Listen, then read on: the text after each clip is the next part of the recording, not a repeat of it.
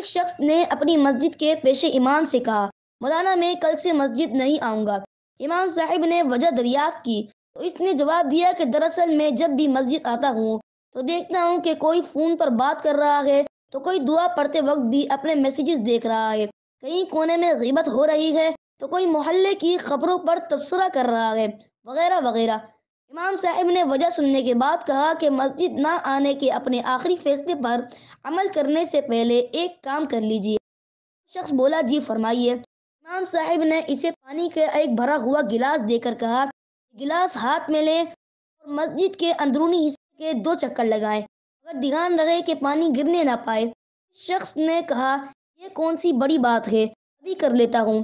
اس نے گلاس لیا اور پوری احتیاط سے مسجد کے گرد 2 چکر لگا ڈالے اور واپس آ کر خوشی سے کہنے لگا کہ ایک قطرہ بھی پانی نہیں ٹپکا۔ امام صاحب نے کہا، بتائیے جس وقت آپ مسجد کے چکر لگا رہے تھے اس دوران مسجد میں کتنے لوگ غیبت کرنے، فون پر باتیں کرنے اور محلے کی خبروں پر تبصرہ کرنے میں مشغول تھے؟ اس نے کہا، جناب میرا سارا دھیان تو اس پر تھا کہ پانی گرنے نہ پائے، میں نے لوگوں پر توجہ ہی نہیں دی۔ امام صاحب نے فرمایا کہ جب آپ مسجد آتے ہیں تو اپنا سارا دھیان خدا کی سمت رکھیں۔ جب آپ خالص خدا کے لیے مسجد میں آئیں گے تو آپ کو خبر ہی نہ ہوگی کہ کون کیا کر رہا ہے۔